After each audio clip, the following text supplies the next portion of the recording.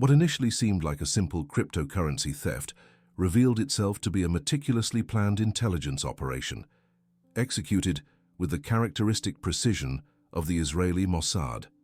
When the blockchain transaction specialist investigator, Zach XBT, detected suspicious movements leaving the Iranian exchange Nobitex, few imagined they were witnessing one of the most sophisticated cyber warfare operations ever documented in the conflict between Israel and Iran. The initial discovery was alarming. Approximately $81.7 million in various cryptocurrencies, including Bitcoin, Dogecoin, Tron, and Ethereum-compatible network tokens, had been simultaneously drained from multiple Nobitex hot wallets. The first move was the most audacious. $49 million in digital assets were transferred through a customized address that carried an unequivocal message. The address, created specifically for this operation, contained the words, "Fuck the IRGC Nobitex terrorists," in its central alphanumeric sequence, a direct reference to the Islamic Revolutionary Guard Corps, one of the most powerful and feared institutions of the Iranian regime. This was neither a coincidence nor an act by amateur hackers seeking easy profit. The choice of a customized address, known in the cryptocurrency universe as a vanity address, requires time, significant computational resources, and, crucially, strategic planning.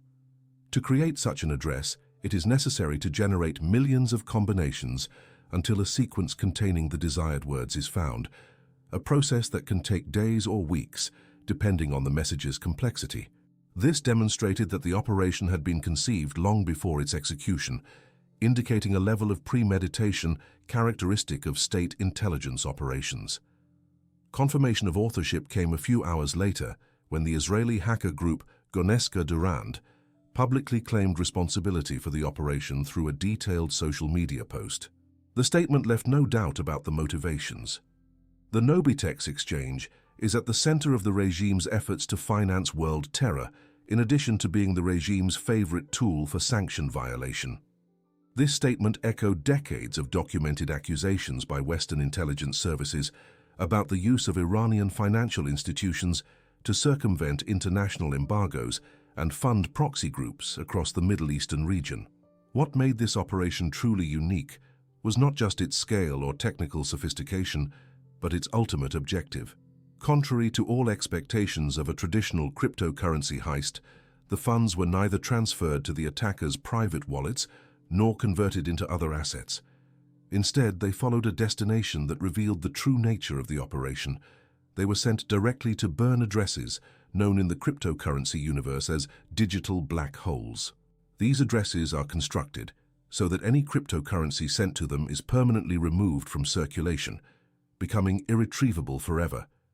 The decision to burn the funds instead of appropriating them represented a geopolitical statement of unprecedented proportions. In practical terms, it meant that the State of Israel had just executed an operation to destroy hostile assets valued at almost $82 million without any direct financial gain.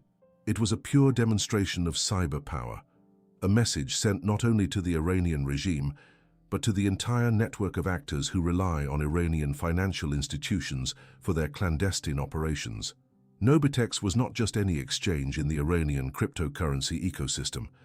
Founded amidst Iran's growing financial isolation due to international sanctions, it had quickly become one of the main platforms for converting national currency into digital assets. For a country whose banking system was practically disconnected from the global financial system, cryptocurrencies represented one of the few ways to maintain international transactions, albeit indirectly. The exchange processed millions of dollars in transactions daily, serving both ordinary citizens trying to protect their savings from runaway inflation and government entities seeking alternatives to traditional banking channels. Documents leaked by previous investigations had already established connections between major Iranian exchanges and irregular financing operations.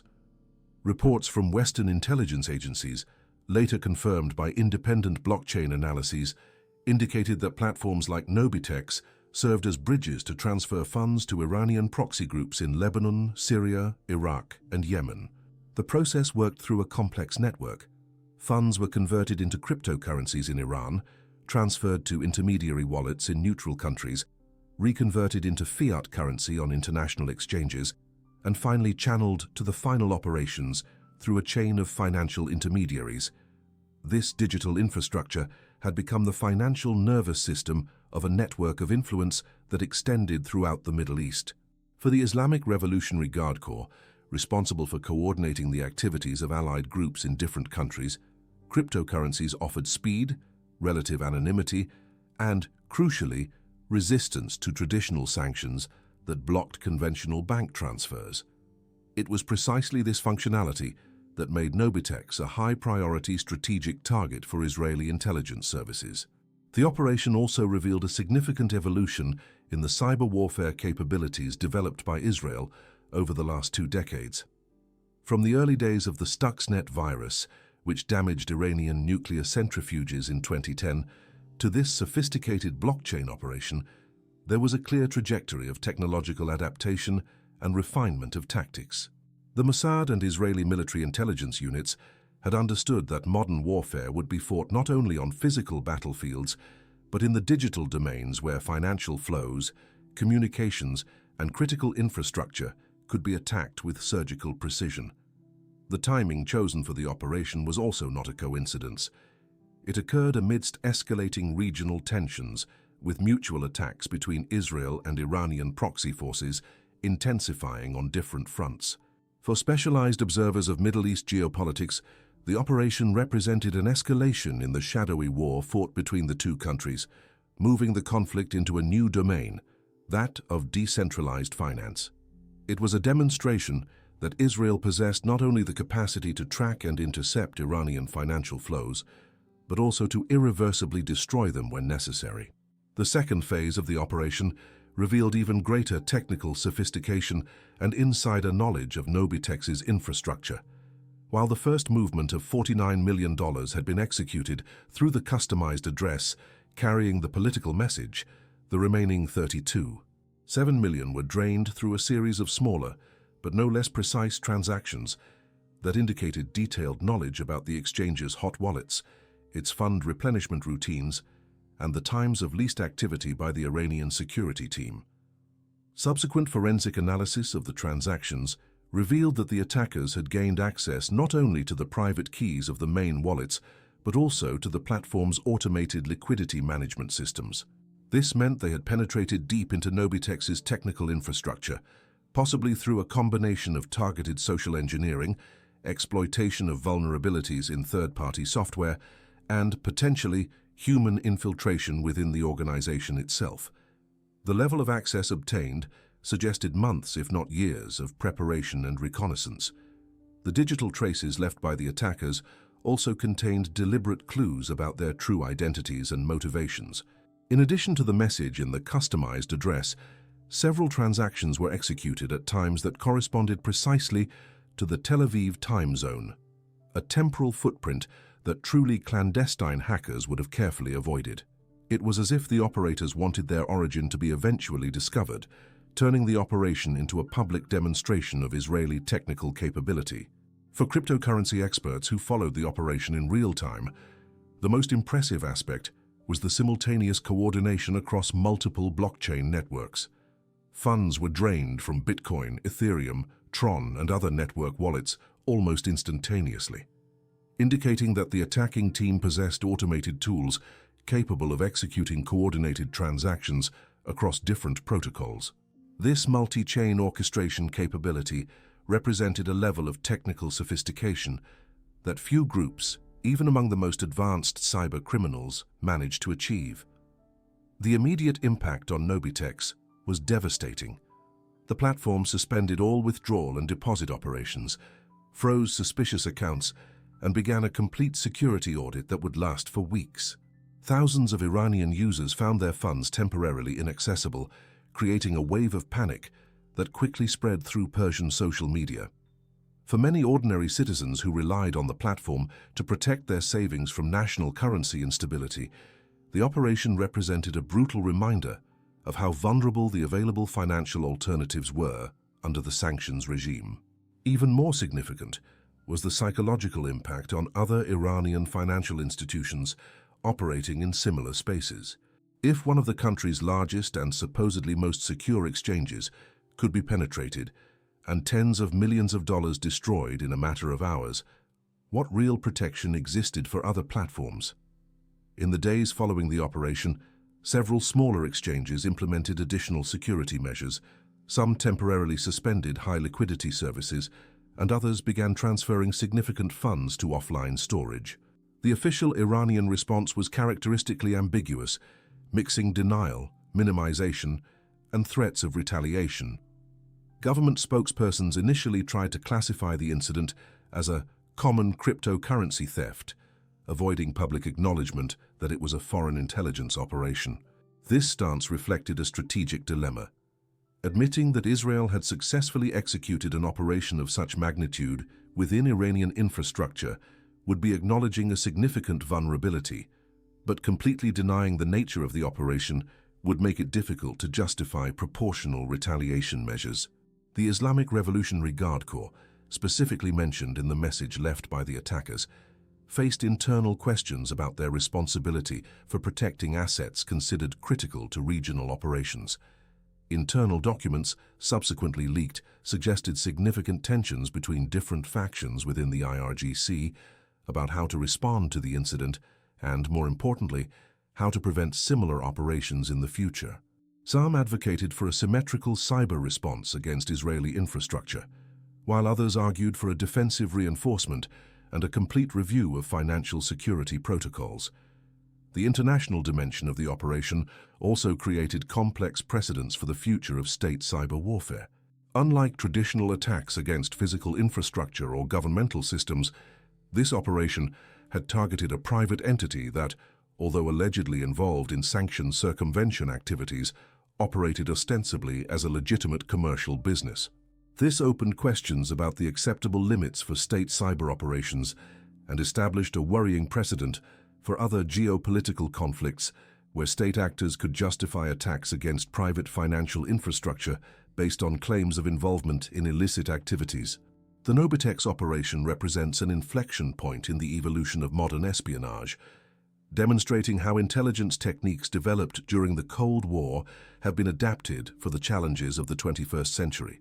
Where before secret agents infiltrated financial institutions through traditional human methods, today cyber operators penetrate digital systems with surgical precision, leaving deliberate footprints when convenient and erasing traces when necessary.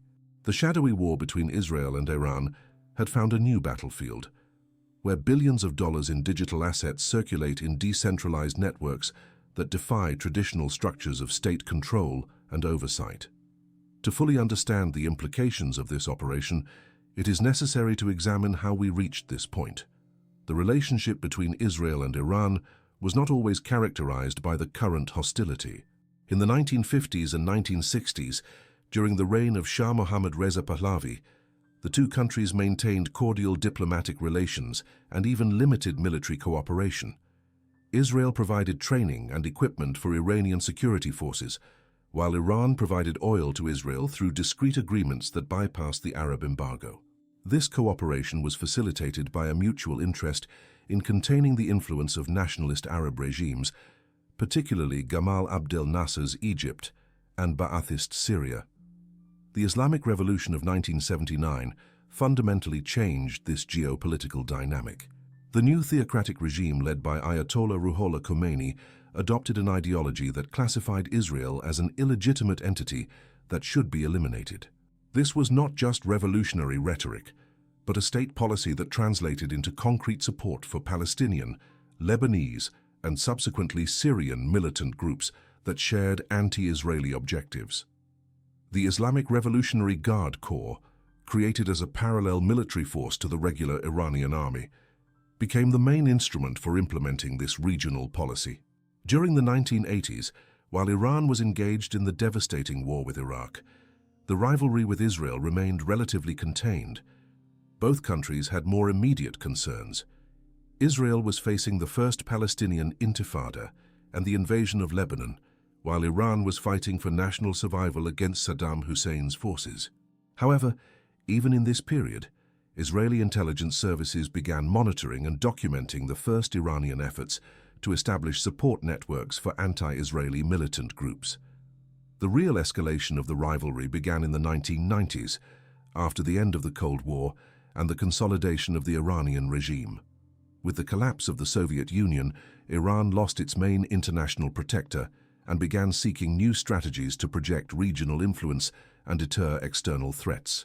The chosen strategy was the creation of a network of proxy groups that could threaten Israeli and American interests in the region without directly exposing Iranian territory to retaliation. Lebanese Hezbollah became the first and most successful example of this strategy. Founded in 1985 with Iranian financial, military and logistical support, the group quickly evolved from a local militia to a sophisticated military organization capable of challenging both Israel and the Lebanese government. The success of the Hezbollah model encouraged Iran to replicate the formula in other contexts, leading to the creation or support of similar groups in Iraq, Syria, Yemen, and the Palestinian territories. For Israel, this Iranian strategy represented an existential threat that required a proportionally sophisticated response. The Mossad, already globally recognized for its human intelligence capabilities, began to invest heavily in cyber warfare and technological operations. The logic was clear. If Iran was using proxies to attack Israel indirectly, Israel would respond by attacking Iranian infrastructure directly, but through means that allowed for plausible deniability. The first major demonstration of this new capability was the Stuxnet virus, discovered in 2010 but which had been in operation since at least 2009. This malware, developed in cooperation with American intelligence agencies, was specifically designed to damage uranium enrichment centrifuges at the Iranian nuclear facility in Natanz. The virus was a masterpiece of malicious software engineering. It remained inactive on most systems, but when it detected the specific characteristics of the Siemens industrial controllers used in Natanz, it subtly altered the speed of the centrifuges in a way that caused physical damage to the equipment. The success of Stuxnet established Israel as a first-rate cyber power and demonstrated that digital operations could have devastating physical impacts on critical enemy infrastructure. For Iran, it was a brutal awakening about its technological vulnerabilities. The nuclear program, considered the most important national project since the Islamic Revolution, had been severely hampered by an attack that did not even target traditional military systems. The Iranian response was twofold: massive investments in defensive and offensive cyber capabilities, and an acceleration of efforts to diversify Israeli vulnerabilities through the proliferation of regional proxies. Iran began recruiting hackers both domestically and internationally, established cyber units within the Revolutionary Guard Corps, and initiated a sustained campaign of cyber attacks against Israeli, American, and Allied targets. This cyber escalation coincided with technological developments that would fundamentally transform the global financial landscape, the creation and popularization of cryptocurrencies. Bitcoin, launched in 2009 by an anonymous entity known as Satoshi Nakamoto, offered for the first time in history a form of digital value that could be transferred globally without traditional financial intermediaries.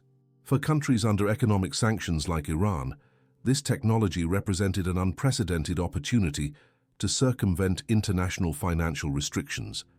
The strategic implications of cryptocurrencies did not go unnoticed by Israeli intelligence analysts.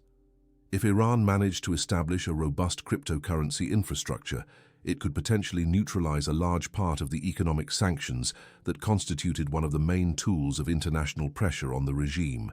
Even more worrying, this infrastructure could facilitate the financing of proxy groups more efficiently and less detectably than traditional methods. Nobitex was founded in 2018, amidst a period of intensifying American sanctions against Iran. The platform promised to provide Iranians with easy and secure access to global cryptocurrency markets, allowing them to convert Iranian rials into digital assets that could subsequently be exchanged for US dollars, euros, or other hard currencies through international exchanges. For millions of Iranians who saw their savings evaporating due to runaway inflation, Nobitex represented a financial lifeline. However, For the Mossad analysts monitoring Iranian financial developments, Nobitex quickly became a national security concern. Intelligence reports indicated that the platform was processing transaction volumes inconsistent with its declared use by individual investors. Analysis of transaction patterns revealed regular and substantial movements that temporally corresponded to known transfers to Iranian proxy groups in the region. The decision to attack Nobitex was not taken lightly.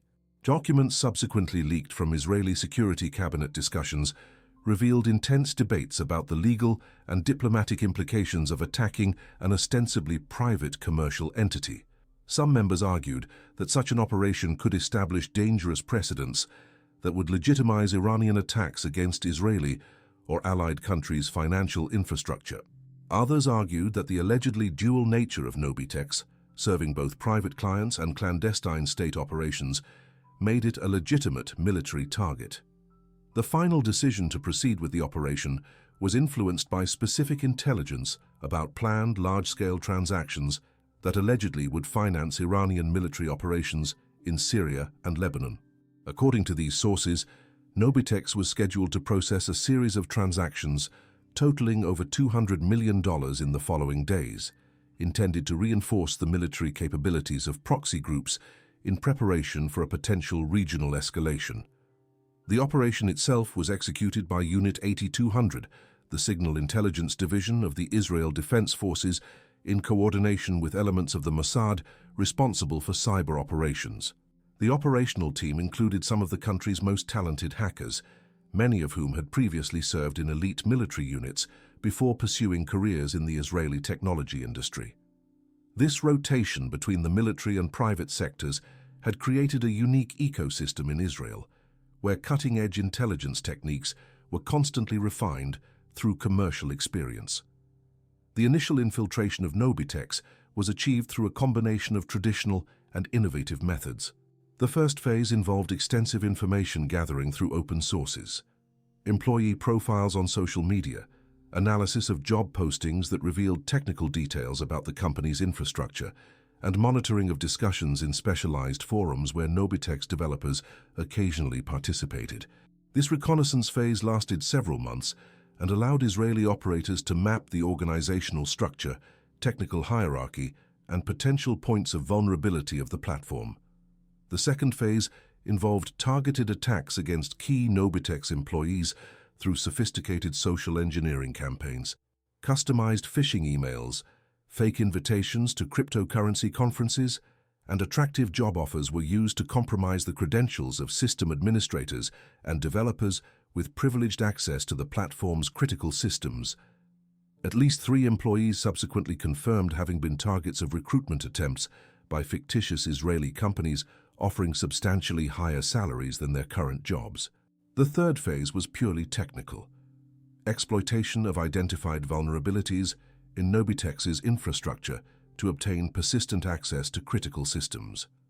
This was the most complex phase of the operation, requiring detailed knowledge of cryptocurrency exchange architectures, specific security protocols implemented by Nobitex, and advanced evasion techniques to avoid detection by the platform's monitoring systems. The moment chosen for the final execution of the operation was carefully calculated to maximize psychological impact while minimizing operational risks. The operation was launched during an Iranian holiday when many Nobitex employees were absent, reducing the likelihood of detection and quick response. Simultaneously, it occurred during a period of high volatility in cryptocurrency markets, when large movements of funds could initially be attributed to market factors rather than malicious activity. The execution was divided into 2 distinct phases to test Nobitex's response capabilities and maximize the period of access to the systems. The first phase, involving the customized address with the political message, was designed to be detected relatively quickly and generate international attention.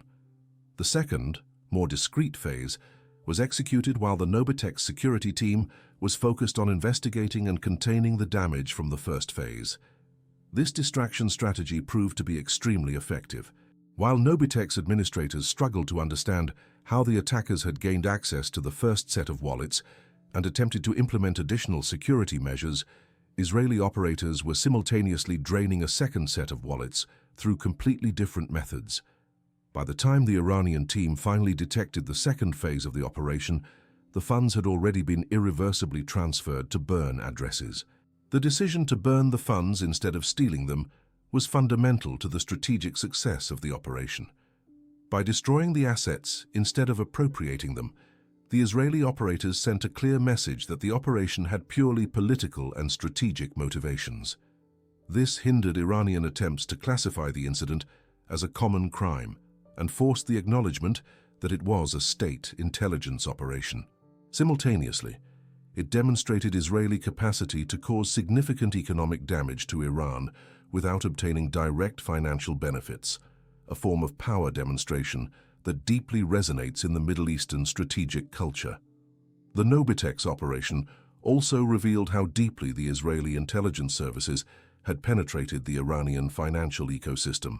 The precision with which the attackers identified and accessed specific wallets containing the largest volumes of funds suggested continuous monitoring of the platform's operations, possibly through multiple intelligence vectors. This real-time surveillance capability over critical Iranian financial infrastructure represents a significant strategic advantage for Israel in any future escalation of the conflict. For the Iranian regime, the operation represented a public humiliation that echoed far beyond the cryptocurrency communities. The fact that Israeli attackers could penetrate, map, and destroy tens of millions of dollars in Iranian assets demonstrated fundamental vulnerabilities in the country's ability to protect its critical infrastructure. Even more worrying, it revealed that Israel possessed sufficient operational capabilities to cause substantial economic damage without resorting to traditional military methods. The initial response of the Iranian government was characterized by confusion and attempts to minimize the significance of the incident. Official statements initially denied any involvement of Nobitex in activities related to sanction circumvention, characterizing the platform as a normal commercial company serving only private Iranian investors.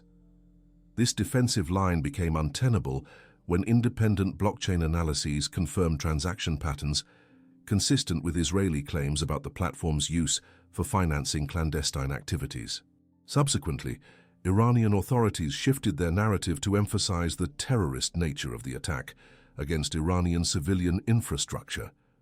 This characterization allowed the government to request international support and justify retaliation measures without explicitly admitting that Nobitex was involved in the activities alleged by the attackers.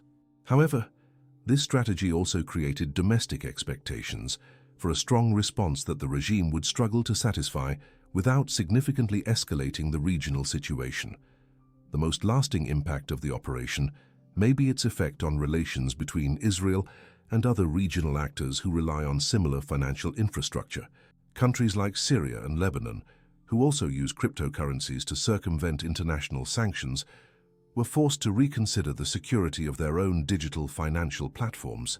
Several governments in the region initiated comprehensive reviews of their cybersecurity capabilities and began implementing additional measures to protect critical financial infrastructure.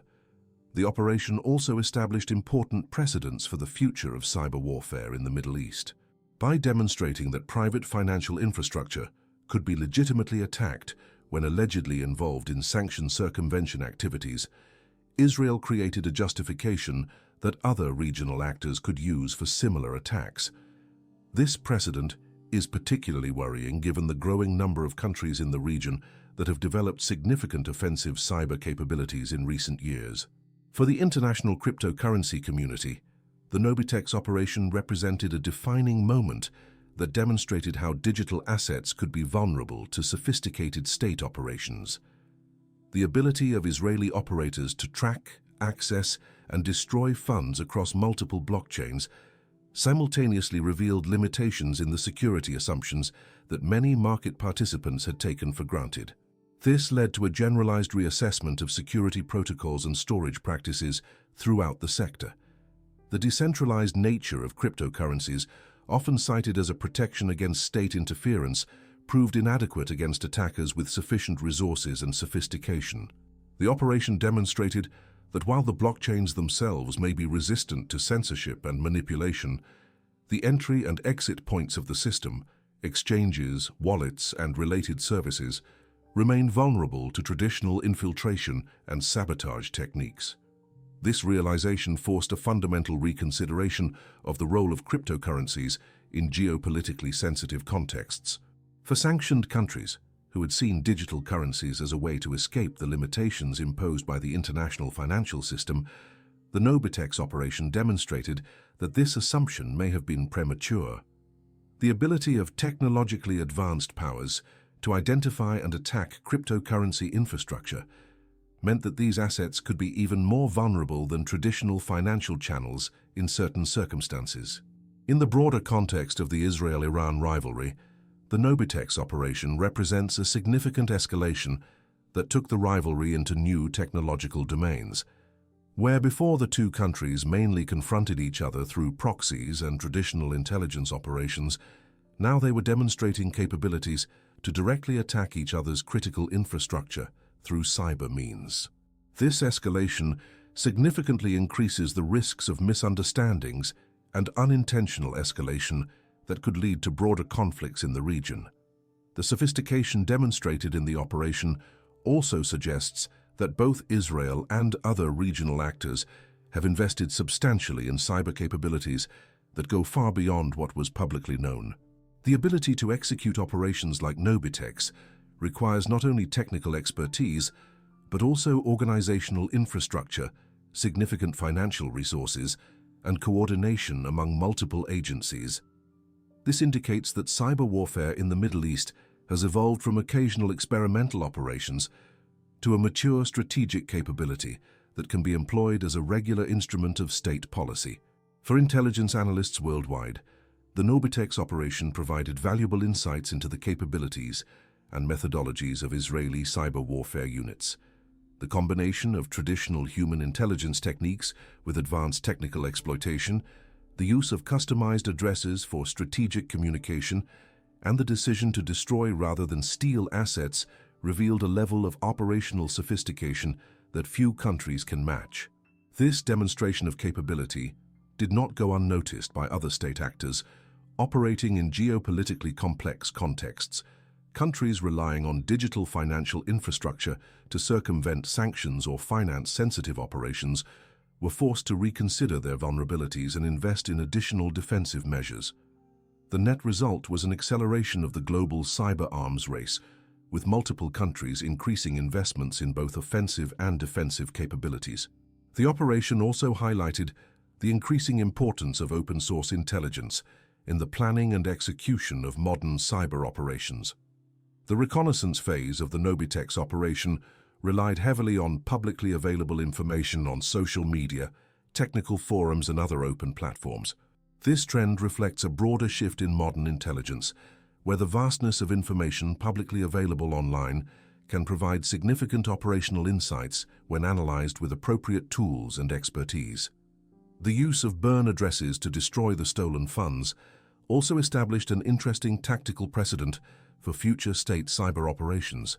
By demonstrating that the objective was to cause damage rather than obtain financial gain, the Israeli operators clearly differentiated their operation from common criminal activities and established a model for future operations with purely strategic motivations.